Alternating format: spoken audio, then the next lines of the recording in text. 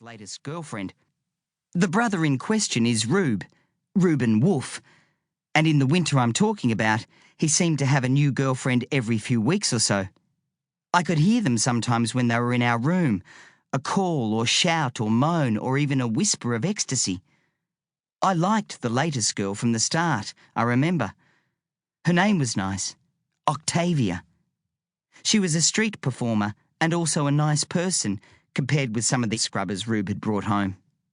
We first met her down at the harbour one Saturday afternoon in late autumn. She was playing a harmonica so people would throw money into an old jacket that was sprawled out at her feet. There was a lot of money in it, and Rube and I watched her because she was damn good and could really make that harmonica howl. People would stand around sometimes and clap when she was done. Even Rube and I threw money in at one point, just after an old bloke with a walking stick and just before some Japanese tourists. Rube looked at her. She looked at him. That was usually all it took, because that was Rube. My brother never really had to say or do anything. He just had to stand somewhere or scratch himself or even trip up a gutter and a girl would like him. It was just the way it was. And it was that way with Octavia. "So where are you living these days?" Rube had asked her. I remember the ocean green of her eyes rising then. "Down south in Hurstville." He had her then already. I could tell. "You?" And Rube had turned and pointed. "You know those crappy streets past Central Station?" She nodded. "Well, that's us."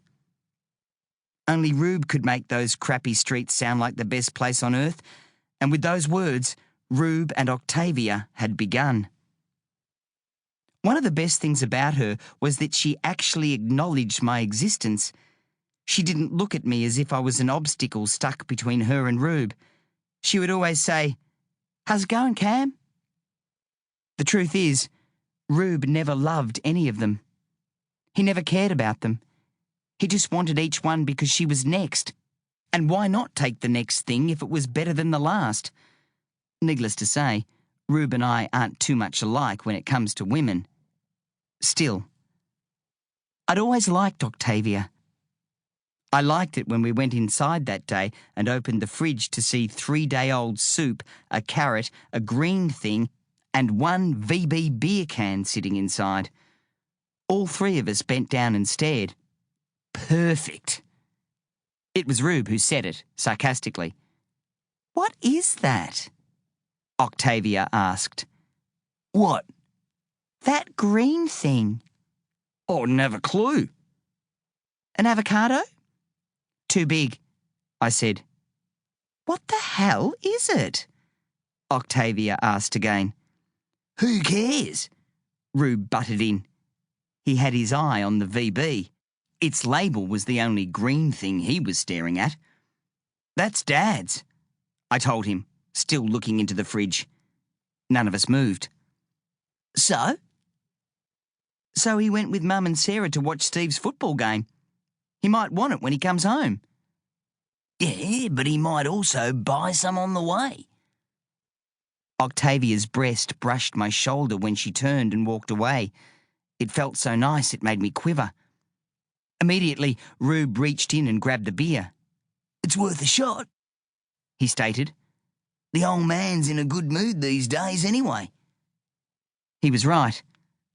This time last year, he was pretty miserable on account of having no work. This year, he had plenty of work, and when he asked me to help on the odd Saturday or two, I helped him. So did Rube. My father's a plumber.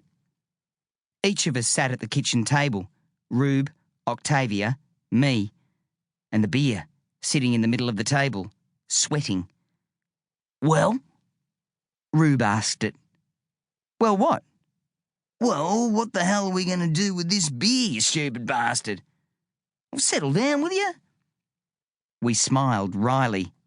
Even Octavia smiled, because she'd grown used to the way Rube and I spoke to each other, or at least the way Rube spoke to me. "Do we split it 3 ways?" Rube continued, "or just pass it round?" That was when Octavia had her great idea. "How about we make it into ice blocks?"